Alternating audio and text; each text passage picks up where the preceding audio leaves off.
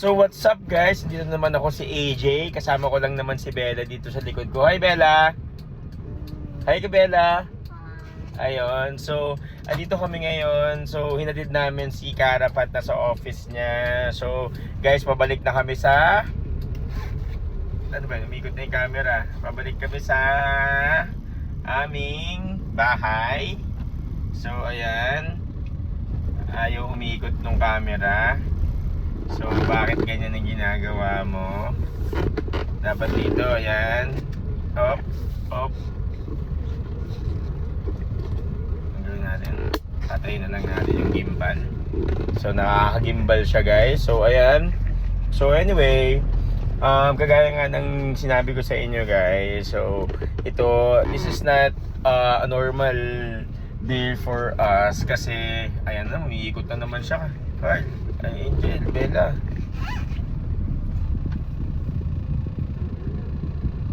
Ayun. So anyway,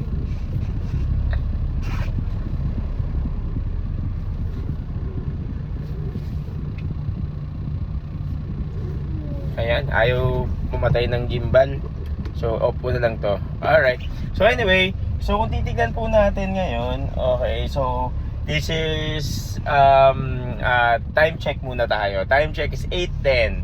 So hinatid natin si Karapat na sa office. So umalis kami sa bahay around 7:45. So dumating kami dito sa may ano to, Madrigal.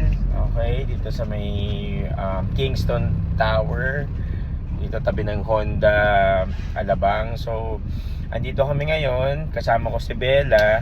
So guys, gusto ko lang i-share sa inyo yung everyday na ginagawa ko as a daddy, okay, sa aking mga anak. So yun, early in the morning, mga around 5 o'clock, yan, gigising ako, mga around 5:45, gigising ako, minsan 4 o'clock, 4:30, so depende sa oras ng tulog. Pero wala na, body clock na bigla na lang akong gumigising kahit wala lang alarm clock. So ang may alarm clock sa amin si Kara, pero nauuna pa rin ako dun sa alarm clock. Nag-alarm siya around 5:45, pero ako talagang yun talaga yung pinaka ginagawa ko everyday talaga. So mag-break, gumawa ng breakfast, asikasuhin yung mga uniform nila. May mga division of labor kami. Si Kara yung naglalaba, so ako yung syempre namamalaan siya ng mga uniform nila sa umaga. So yun yung ginagawa ko.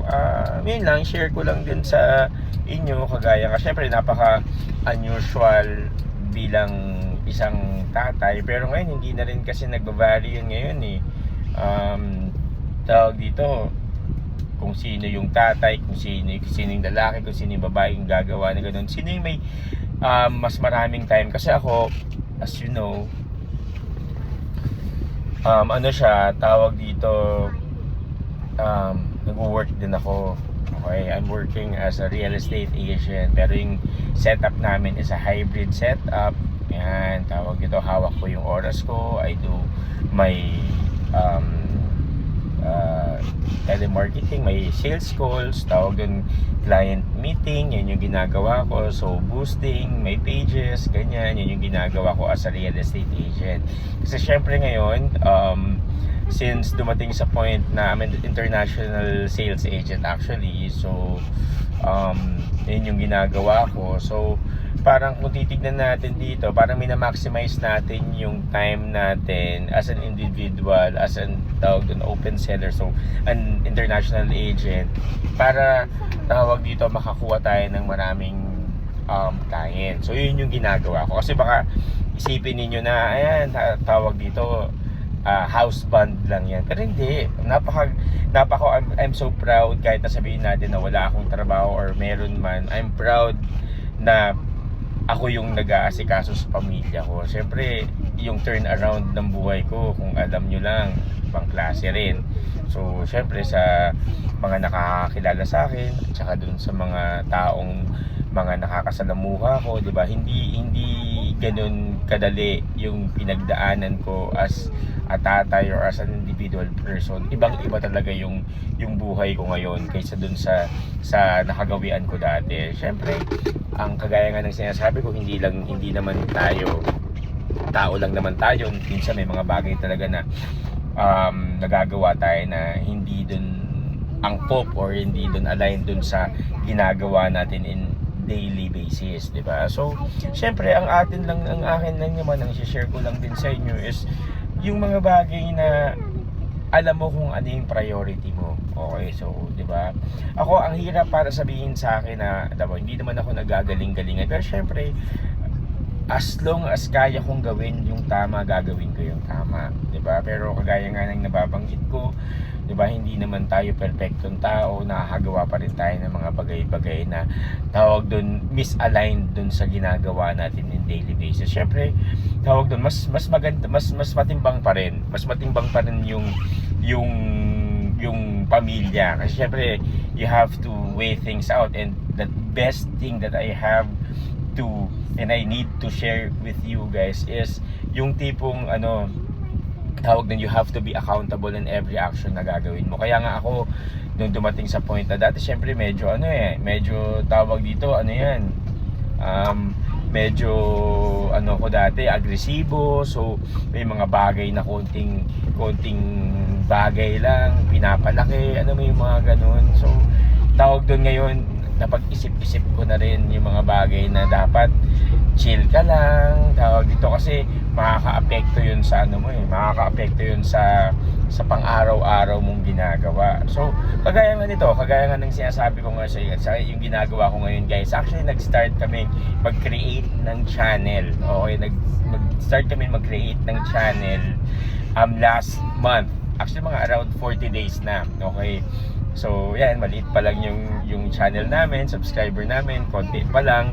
So tawag dito, alam mo yun, nakaka-inspire siya gawin because hindi naman because of the tawag doon, kasi passion ko rin yung ganito tawag doon, frustrated frustrated actor din ako pero hindi naman, parang tawag dito, ang akin lang is ngayon mas nagagawa ko siya kasi tawag dito, I have my own parang space, or I have my own time sa sarili ko at saka dun sa mga anak ko na parati ko nakakasama sa araw-araw.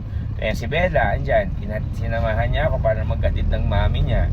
So ayun yung tipong isa sa mga nakaka-proud para sa akin na ginagawa ko para sa pamilya ko, 'di ba? Kasi ang daming mga pagkakataon na dapat ginawa ko yung tama dati, yung mga panahon na ginugol ko yung oras ko sa mga bagay na walang kapararakan, yung walang kasensens na tawag doon, pag once na kasama mo yung family mo, marirealize mo na lang na sayang, sana mas in-spend time ko na lang yung oras ko sa kanila at yung kung ano yung meron ako, kung ano yung resources na meron ako na mas masaya pa, mas makakapag-build ka pa ng mas magagandang memories. Kasi, ito guys, I'm sure maraming mga tatay dyan or mga ibang nanay dyan, parent dyan na makakaintindi sa akin na alam nyo yung guys na may mga pagkakataon sa buhay ninyo na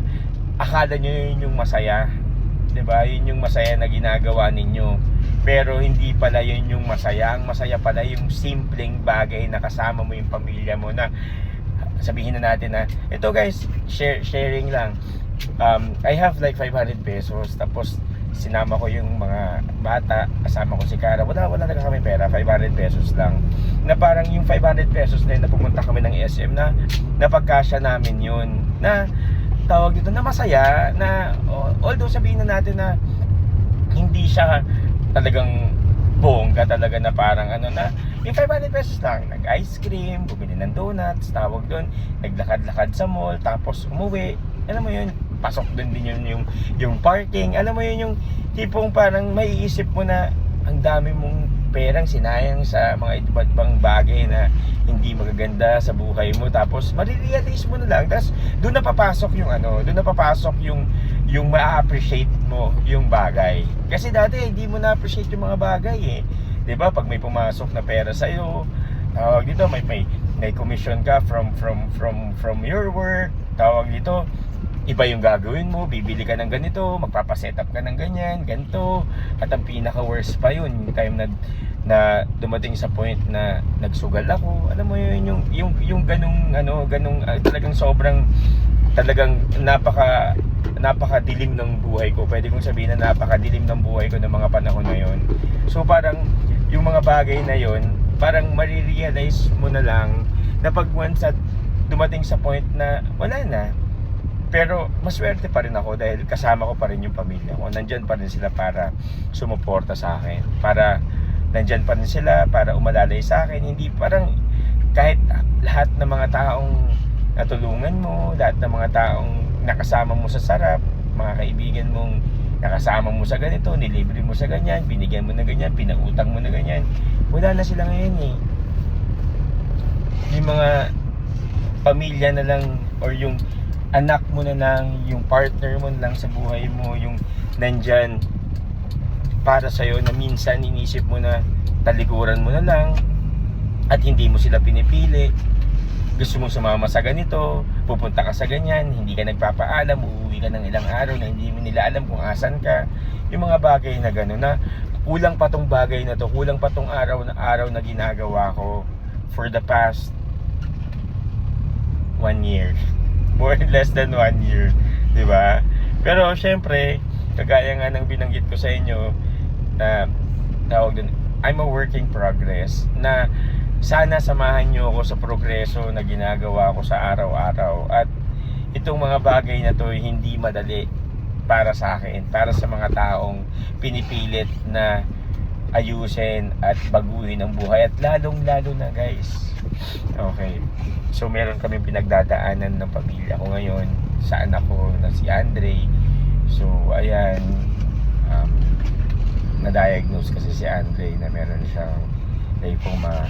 So may cancer yung anak ko. So ayun, sobrang heartbreaking sa amin, pamilya. Pero bigla na lang namin tinanggap dahil wala naman kaming magagawa. So ang ginawa namin, pinatibay namin yung relationship namin. Unang-una sa Diyos. Linggo-linggo na kami nagsisimba, magkakasama. So ang pinaka bagay talaga na ginawa namin is hinanap namin yung purpose kung bakit ito binigay sa amin. Siguro dumating sa point na nag-reflect ako, siguro dahil binigay sa amin to, or binigay kay Andre ito, para mas maging tawag dun yung bonding namin as father and son umayos. Kasi medyo lumayo si Andre, at saka medyo naging distant din ako sa mga panahon, at hindi ako naging tatay para sa kanya. Pero ngayon bumabawi ako, ginagawa ko lahat ng kaya ko para may paramdam sa kanya na hindi siya nag-iisa sa laban na to, tsaka yung mga kapatid niya.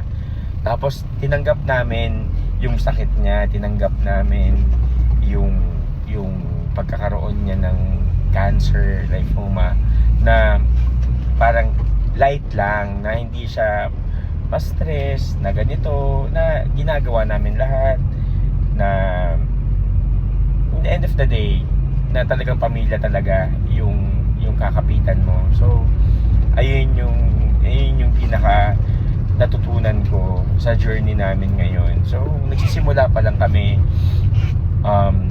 yung cycle for chemotherapy niya will be going siguro next week. So ayun guys, so ayun nga, na ano ko na sa inyo, na share ko na sa inyo. So kung titignan nyo sa mga pictures, diba, pag i-compare mo yung mga pictures niya from previous pictures, tapos ngayon nakikita siya, may mga cameo siya dun sa mga video na may bukol siya sa leg, yun yung guys. So parang lymph nodes yun eh. So yun, nagkaroon ng parang hormonal imbalance, parang tawag din genetic mutations, di ba? Ganun yung daw na nangyari sa kanya. So, yun. So, anyway, pinagkaya naman namin yun, paghahandaan naman namin. Pero kagaya nga ng sinabi ko sa inyo guys, ito lang ang share ko sa inyo. At saka piece of advice, wala kayong ibang aasahan na tao. Pag may problema kayo, pag may tulong, nandyan. Pero in the end of the day, talagang sarili nyo lang talaga. Wala talaga, walang kaibigan, walang kamag-anak, wala lahat. Ikaw lang talaga at saka ang pamilya mo. At ang Diyos, yun, doon ka lang talaga kakapit. Wala talaga kayong maaasahan. Okay, so kagaya nga ng sasabi ko guys, sa may mga pinagdadaanan din dyan kagaya namin, kagaya na pamilya namin, may mga sakit, kapit lang kayo. Siyempre, alam naman natin, pagdating sa ganyan, financial, talaga, madidrain talaga. Pero, ayan tawag dito, hindi naman sa atin ibibigay ng Diyos yan kung hindi natin kayang pagtagumpayan. Okay, so, ayun guys, so, tawag dito, yan, sharing lang, tawag doon, this is Friday morning, ang ganda ng panahon, makulimlim ngayon, maganda na yung sumisikat na yung araw, na parang ang calm lang ng sitwasyon, no? So ako parang bigla na lang akong napashare sa inyo, pero ako kaya ko naman guys, wala naman, hindi naman lahat naman ng problema is may solusyon, lahat naman ng trials na binigay sa atin ng Diyos is mapagtatagumpayan natin, di ba? Tama, Bella? Yes. So ayan si Bella, kasama ko si Bella. So hi ka, Bella. So guys, ayun nga, kagaya nga ng sinabi ko sa inyo, yan, we're trying to grow our channel. So, anong gagawin natin, Bella? Anong gagawin nila para maka-help siya sa atin to grow our channel? Ano? Like and like? Like and like lang? Hindi, dapat ang gagawin nila. Please, like and subscribe and share our videos. Okay? So, guys, nagpalit kasi kami ng pangalan, pero ang mga Jonakens ni Sir AJ Vlogs, pero hindi, yung mga anak ni Sir AJ Vlogs pa rin naman yan. So wala lang, I'm just trying to lang, kasi gusto kong something catchy, pero basta just if ever man mapadaan to sa feeds ninyo, mapadaan to, makita nyo guys, so please watch this inspirational video para sa inyo to guys, okay? Para at least kahit paano yung mga tatay dyan nagsa-struggle at gustong makabawi sa mga pamilya nila, yun lang guys, tawag dito, keep up the good work. You're doing great. Ikaw na tatay ka, you're doing great, you're doing good job. Okay, so guys, I just want to I hate to stop this video, I hate to end this video, but 17 minutes na, medyo matagal na. Okay, so and then iwan ko lang sa inyo, and please like and subscribe our channel. Okay, so thank you very much. Bye bye.